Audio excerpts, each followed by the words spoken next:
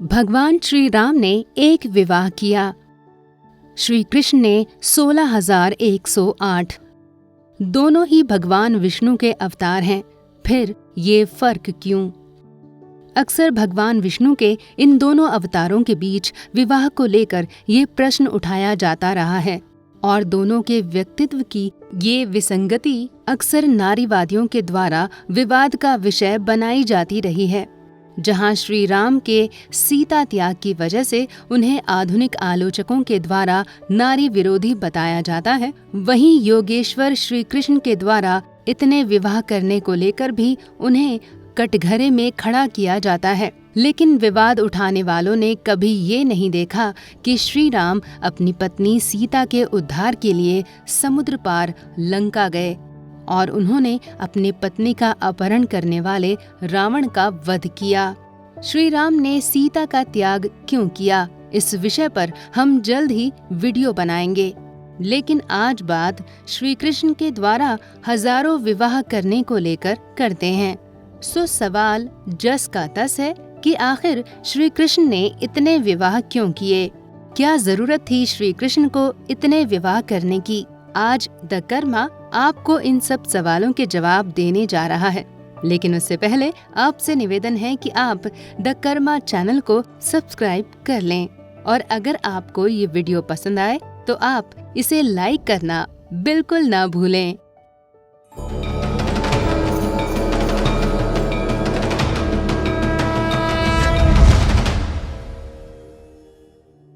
श्री कृष्ण के सारे विवाह किसी न किसी बहुत ही महत्वपूर्ण वजहों से किए गए। इन सब विवाहों के मूल में था नारी उद्धार। वो कैसे, हम आपको बताते हैं। सबसे पहले श्री कृष्ण रुक्मिणी के विवाह का प्रसंग उठाते हैं।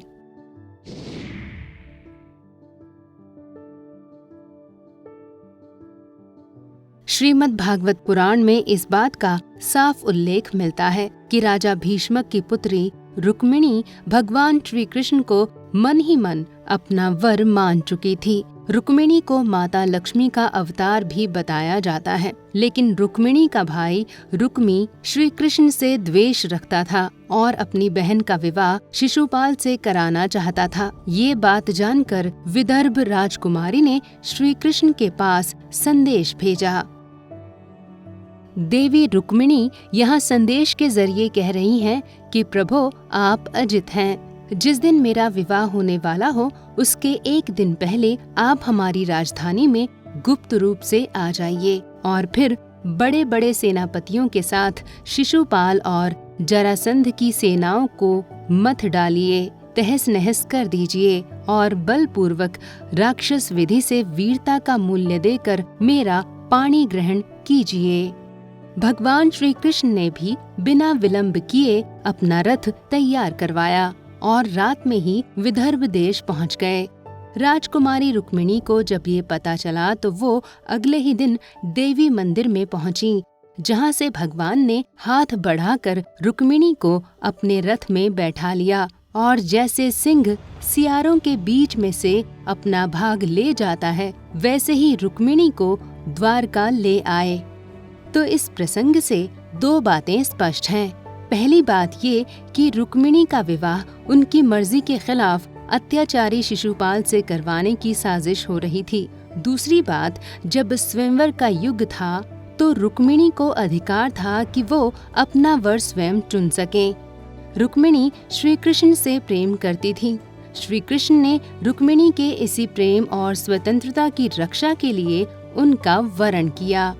अब हम बात करते हैं श्री कृष्ण के द्वारा रीक्षराज जामवान की पुत्री जामवती से विवाह की वजह।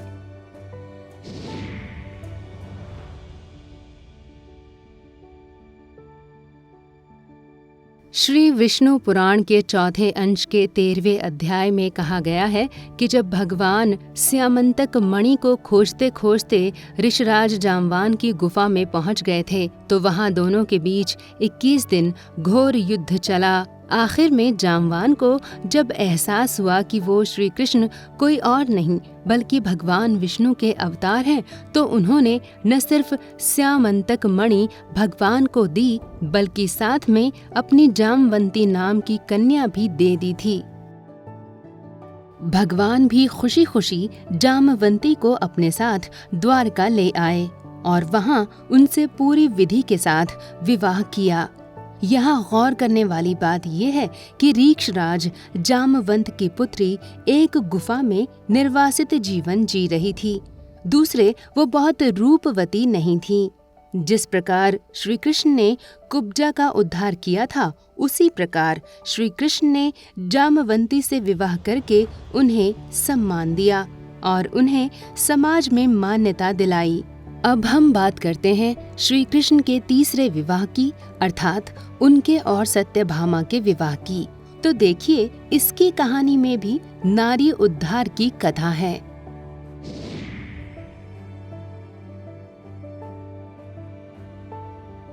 स्यामंतक मणि मिलने के बाद भगवान ने उसे उसके असली हकदार सत्राजीत को लौटा दिया था। लेकिन जब सत्राजीत को ये एहसास हुआ कि उसने कृष्णचंद को मिथ्या कलंक लगाया था, तो उसने भगवान को अपनी कन्या सत्यभामा पत्नी रूप में विवाह दी। इस तरह श्री कृष्ण ने सत्यभामा को अपनी भार्या के रूप में स्वीकार किया था। इस विवाह के मूल में भी सत्यभामा जी का उद्धार है। सत्यभामा द्वारिका की ही रहने वाली थी और उनके पिता पर शतधन्वा जैसे अत्याचारी यादव के द्वारा विवाह करने का दबाव बनाया जा रहा था, जबकि सत्राजीत ने श्री कृष्ण से सत्यभामा का विवाह करा दिया। शतधन्वा का दुष्ट चरित्र उसके बाद ही उजागर हो गया, जब उसने सत्यभामा के पिता की हत्या कर डाली। बाद में स्यामंतक मणि को चुराने वाले और अपने श्वसुर सत्राजित के हत्यारे शतधन्वा को श्री कृष्ण ने मार डाला।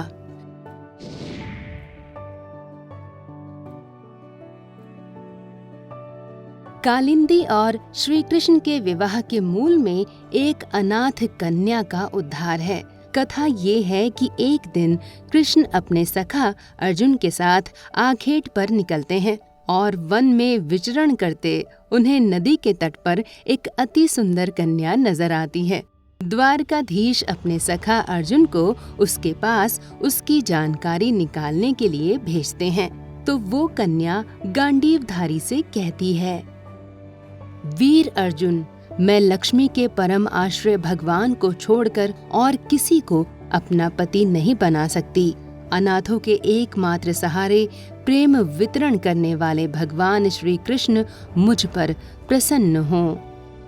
मेरा नाम है कालिंदी। यमुना जल में मेरे पिता सूर्य ने मेरे लिए एक भवन भी बनवा दिया है, उसी में मैं रहती हूँ। जब तक भगवान का दर्शन न होगा मैं यहीं रहूंगी। कालिंदी के मन की बात सुनकर अर्जुन अपने सखा को सारी बात सुना देते हैं। भगवान भी कालिंदी को अपने रथ पर बैठाकर इंद्रप्रस्थ साथ ले आते हैं। कुछ दिन वहां ठहरने के बाद वो द्वारिका लौटते हैं और वहां जाकर पूरी विधि के साथ ही कालिंदी से विवाह करते हैं। कालिंदी का ही दूसरा नाम यमुना या यमी है। वो यमराज की बहन है। ऋग्वेद में यम यमी संवाद है, जिसमें यमुना अपने ही भाई यमराज के पास विवाह का प्रस्ताव रखती है, जिससे क्रोधित होकर यमराज उन्हें यमुना नदी बनकर बहने का शाप दे देते हैं। यमुना एक शापित नदी थी और उन्हें ही कालिंदी कहा जाता है। लेकिन यमुना के ऊपर लगे इस कलंक को श्री कृष्ण ने धो दिया और उन कलंकित कालिंदी को अपनाकर उन्हें समाज में सम्मानित स्थान दिलाया।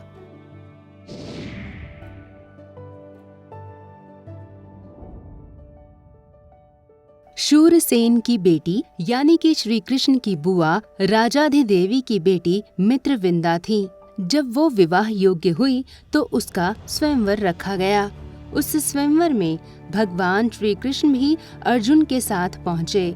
स्वयंवर में सभी राजाओं के बीच मित्रविंदा ने द्वारकाधीश के गले में वरमाला पहना दी और उन्हें अपना वर चुना था। उस स्वयंवर में मौजूद दुर्योधन और उसके भाई मित्रविंद ने उनका तिरस्कार भी किया था। लेकिन कृष्ण अर्जुन के साथ मित्रविंदा को रथ में बिठाकर बलपूर्वक उनका हरण कर ले गए थे।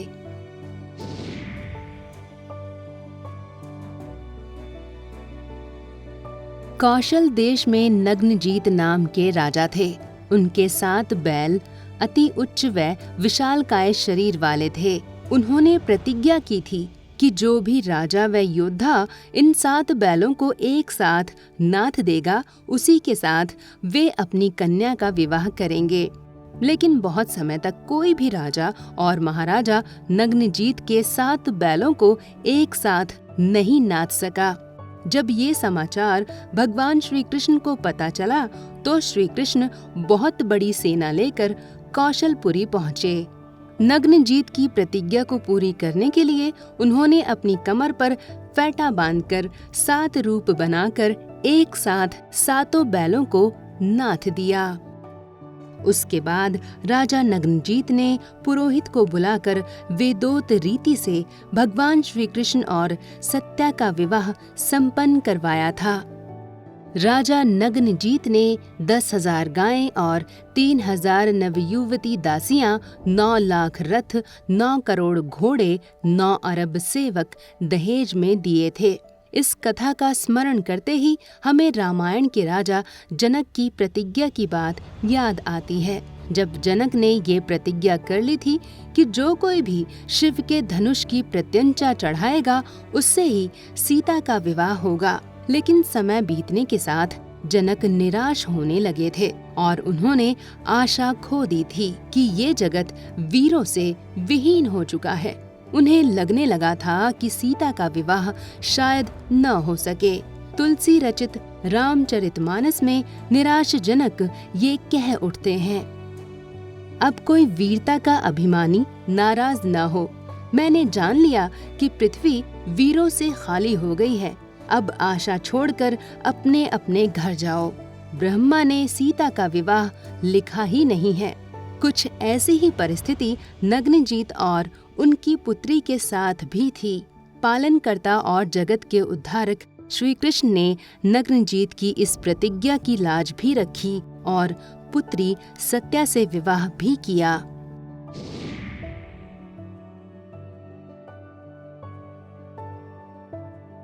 भगवान श्री कृष्ण की बुआ श्रुतकीर्ति केकई देश में ब्याही गई थीं।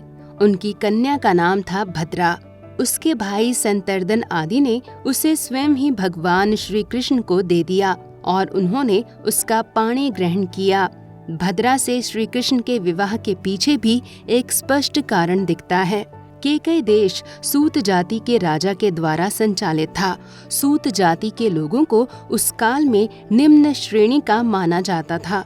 श्री कृष्ण ने भद्रा से विवाह कर न केवल सूत जाति को सम्मानित स्थान दिलाया, बल्कि उन्होंने भद्रा का भी उद्धार किया।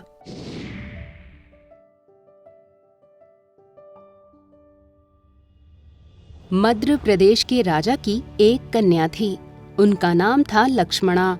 वो बहुत ही सुलक्षणा थी। जैसे गरुड़ ने स्वर्ग से अमृत का हरण किया था, वैसे ही भगवान ने स्वयंवर में अकेले ही उसे हर लिया। उसके बाद द्वारका में वेदोक्त रीति से लक्ष्मणा के साथ उनका विवाह संपन्न कराया गया। मद्र देश की नारियों को उस समय चरित्रहीन माना जाता था। कर्ण पर्व में शल्य और कर्ण के बीच हुए विवाद में कर्ण मद्र देश की नारियों के चरित्र पर प्रश्न उठाता है और उन्हें चरित्रहीन घोषित करता है। कर्ण कहता है कि ऐसा उसने ब्राह्मणों से सुना है। किसी समाज को चरित्रहीन घोषित कर देना एक शाप से कम नहीं था। श्री कृष्ण ने लक्ष्मणा से विवाह कर समस्त मद्र देश की कन्याओं के चरित्र को प्रमाण पत्र दे दिया।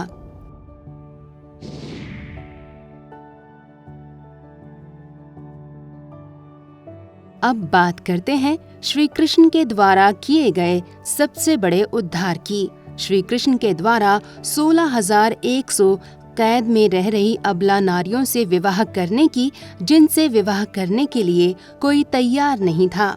क्योंकि भौमासुर ने सालों तक उन अबला राजकुमारियों को कैद में रखा था। भगवान श्री कृष्ण ने न केवल भौमासुर का वध किया, बल्कि उन बंदी राजकुमारियों से विवाह कर उन्हें समाज में फिर से सम्मान भी दिलाया।